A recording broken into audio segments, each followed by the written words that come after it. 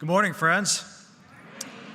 My name is Rich Jones, and I'm a local pastor and community connector here in Cincinnati in the neighborhood of Finneytown. And just like Adam said, my good friend Adam, welcome to our amazing corner of the world. We're glad you're here and to get to share it with you. This morning, I have the privilege of introducing to you Cynthia Ford and Mary Delaney. Cynthia lives in Lower Price Hill, a great neighborhood here in Cincinnati. She's a lead organizer with the Neighborhood Action Team, the president of the Lower Price Hill Community Council, and a very creative entrepreneur. Cynthia would describe herself first and foremost as a mother and as a grandmother. She has an amazing family, and she sees her community, her neighborhood of Lower Price Hill, really as an extension of that family. It's beautiful. She's also a jewelry artist. She owns Wild for Days Jewelry, and she's actually wearing some of her amazing jewelry this morning. You should check it out. And teaches folks in her neighborhood that art form through an organization called The Collective. It's a grassroots artist group.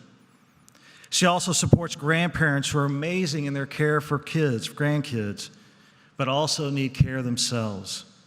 She leads various initiatives throughout the city, or throughout Lower Price Hill, and she simply lives out what it means to be neighborly. She's the real deal. Mary is the executive director of Community Matters. She leads an awesome group of people in this amazing community of Lower Price Hill. Mary co-founded Community Matters with residents about 10 years ago. I remember meeting her through a mutual friend, Peter Block, through my involvement as a board member of an organization called the Economics of Compassion Initiative, or ECI. It was several years ago, right after they were getting started. Now, ECI was founded by Peter on the principles of Jubilee and asset-based community development, or ABCD, inspired by his friendships with Walter Brueggemann and John McKnight, or as we say here in Cincinnati, the Trinity. We have a close-knit, a fairly close-knit community of community connectors here in Cincinnati, and Mary's friendship and principles are part of the DNA of community organizing in our city. ABCD and all the work that she does around ABCD is beautiful to see. She is a great shining example of the power of looking at assets in a community and not scarcity in that community.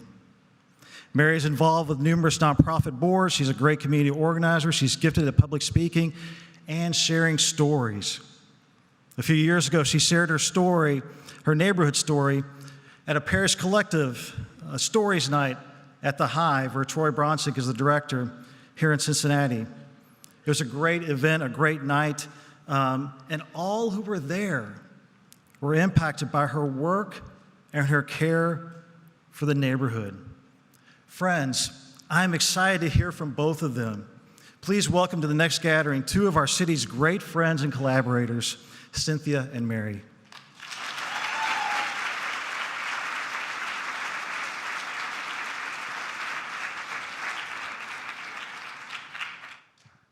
Hello. It's very intimidating to follow a bunch of pastors at a podium.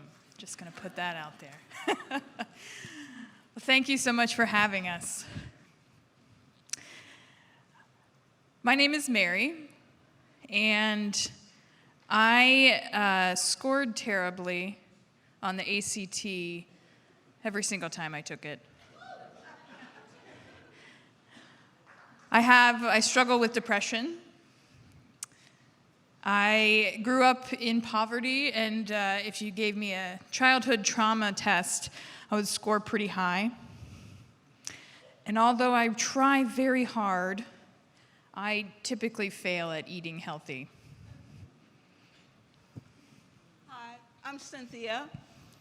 I'm originally from Chicago. I'm the mother of 4 children. They're adults now.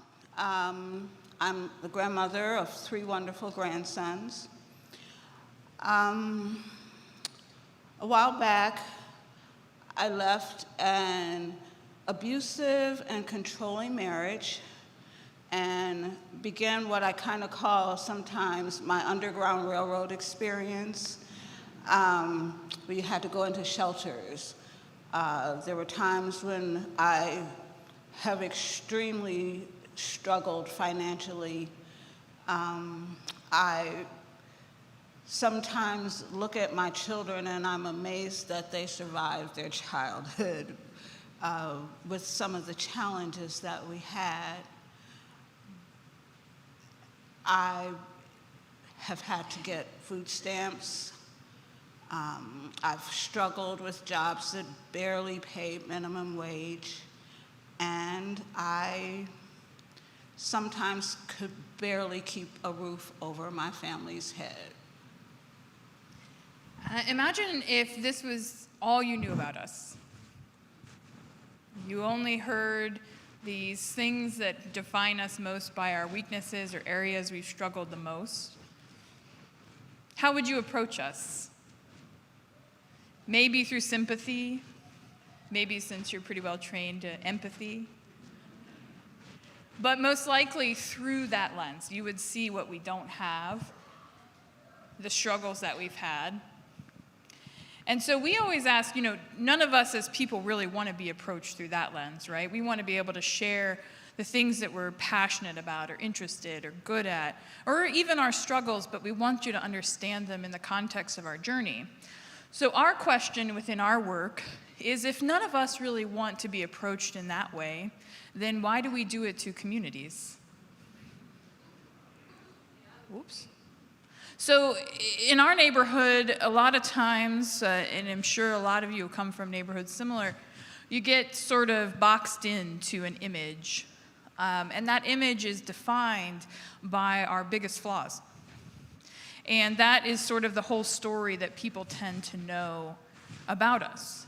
They see images like this, and they kind of already have a narrative formed. And in some cases, people just totally avoid us. They say, don't go there, it's not a place you want to go. Or they do come with love and in good intentions, but they're still only approaching us by what we lack, by what we don't have, or what they see as our problems.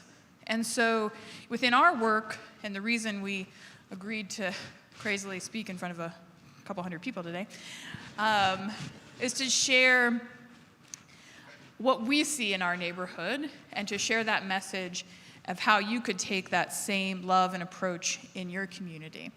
So most typically, this is what folks who engage in our community come in and say, well, it needs to be fixed. And they'll focus first on all the things that we're not good at. So we want to share a few stories of some of our neighbors that this approach, this fix-it approach, would totally skip over. This is Shania. Shania is a bubbly, energetic 16-year-old. She comes from a large family. They have had issues in her family with lead. She has a brother who has some rather severe disabilities because of the result of lead exposure.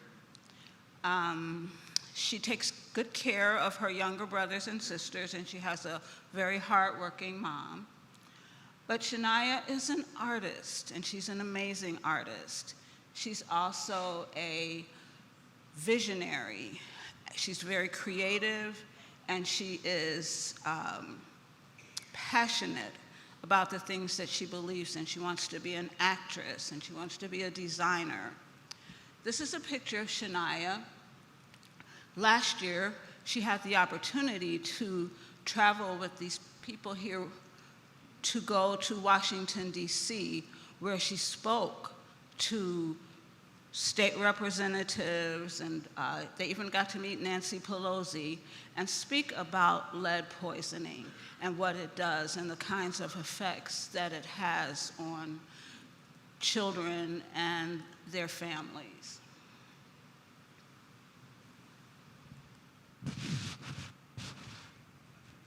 In our neighborhood, a few years ago, we came together to address something that isn't very unique to our community, but something that a lot of us don't really think about all the time, and that was access to a place to do your laundry. It's actually a pretty big gap. We hear a lot about food deserts, but we don't really talk a lot about laundry deserts. And so our neighborhood came together and founded the first ever social enterprise laundromat in the city. It's called the Washing Well. And residents run all the day-to-day operations. And then our nonprofit, Community Matters, helps as a partner to fundraise and get the startup costs going. So this is one of the most popular places in the neighborhood, for sure. Actually, we were just talking before this. This is sort of a place where you can find amazing talents and interests, people with different skill sets and ideas, all just doing their laundry. Cynthia just discovered an amazing artist, a singer, just the other day. So the laundromat's a great example of, in our approach, you don't ignore the fact that we have needs, we have things that we need to tackle, but the way we approach building it is starting from within the ideas and strengths that are already in the neighborhood. We already had neighbors that were passionate about running a laundromat. We just needed to get the funds together to get some machines.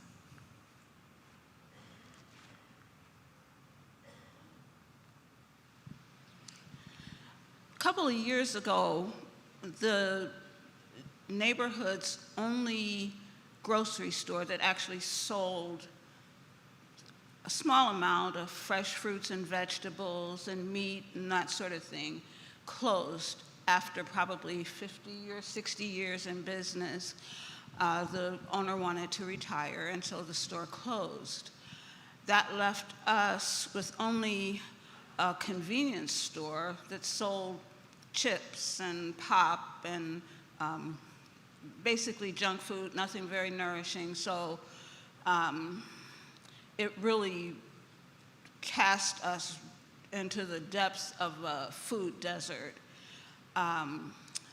So we had another agency that bought the property, and they were going to put someone in the store who basically was a bigger version of the same kind of convenience store. A group of my neighbors, we went to the stores that this person already owned, and it was cigarettes, probably the largest selection of bongs that you would ever see in your life, and knives also. And we decided that we didn't want that in our neighborhood. So we got together and we started brainstorming, well, what do we want this store to have? What products would you buy from your local neighborhood store if they were available? And we brainstormed, and we came up, with the kinds of things that we would like to see. Yeah, so now starting in June, the neighborhood will launch a community-led social enterprise grocery store. I applaud for that. Yeah. So it'll be kind of building off the model of the laundromat. We know that in this city, we don't need a giant Kroger. You can't compete with Kroger in Kroger's town. But you can compete with the bong and knife market. And that's really where our target is. And so we'll have fresh produce, and you can get milk for less than $4.19 a gallon. Just those things that you need within a neighborhood. But beyond just having food available, it's also going to be run by residents, and entrepreneurs will be able to sell items in there. It's kind of, again, when you start tapping into this amazing skill set that already exists within the neighborhood, it goes far beyond what you can imagine. So, and I'd also like to mention that on the first picture that you saw of the Applehead logo, That was designed by those teenagers who are part of our Lower Price Hill Artists Collective. That was designed by them, and that is becoming the official logo of this new store. So we want everyone to be involved. Yeah. One more story is about one of the leaders within our neighborhood. Her name is Kimmy. And let's see, I have some photos of her.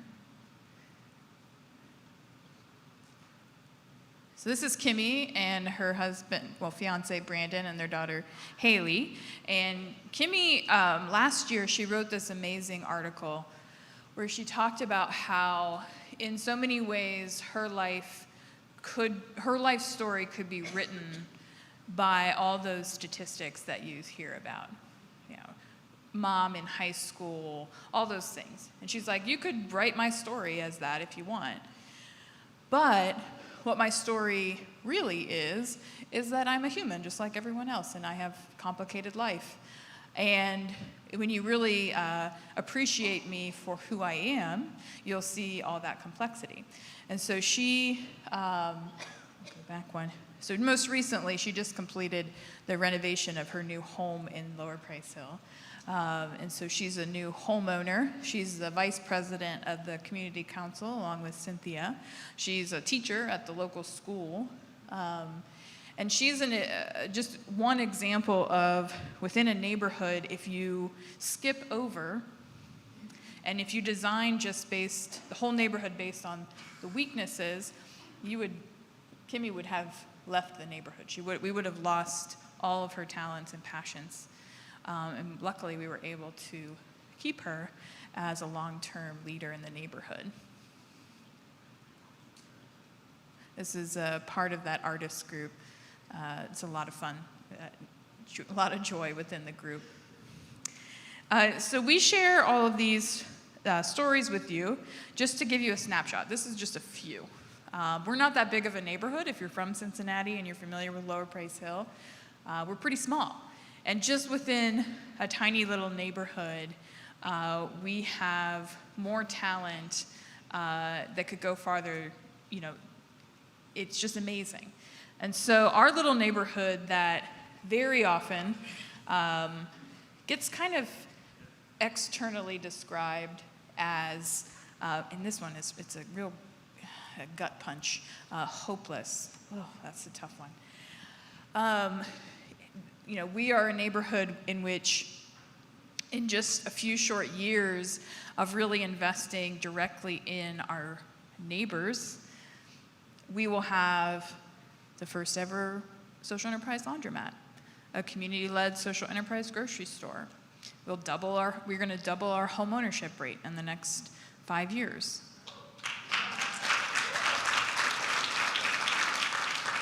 We have more and more community entrepreneurs coming forward to open and launch their community-led business. By the way, you need to check out Cynthia's earrings and purchase some. So we have so much talent.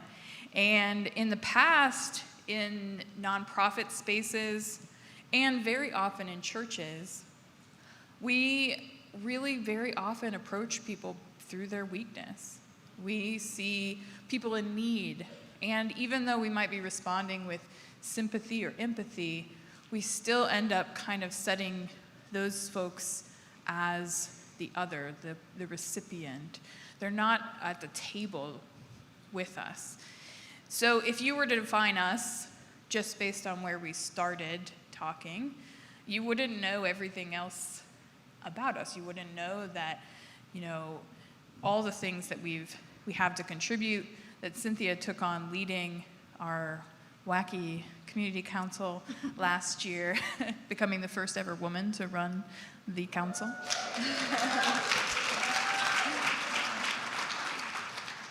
And you would see all of the passion and skills and talents that already exist within the neighborhood. We wouldn't have made it this far as a community if we had kept doing things the old way. And we did do things the old way for a while. We were, you know, when you're in a nonprofit space, you get pretty trained to do, a needs assessment, and then you design a program based on that need, and then you fill that need, and then you pat yourself on the back and you say, go us. And you miss everything else. And so just in the short time of flipping that and that on its head, these are the things that have happened. So we have just a huge amount of potential for our future. Did I miss anything? I think you're good. All right, so this quote, I just took it away. Whoops. This one. So this one, we use this quote a lot. I'm sure a lot of you have seen this before. But we kind of see this as a central part of our community. So if you've come here to help me, you're wasting your time. But if you have come because your liberation is bound up with mine, then let us work together. There is no community in any city or town that isn't linked to the other. Everything that you do is linked to our lives. We are all bound up together. And if we approach each other in a true partnership together, we can really challenge some of those structures that have kept us down for so long.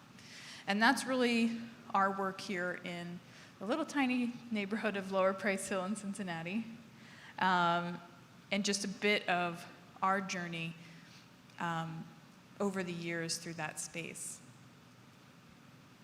I think we're good. That's all we got.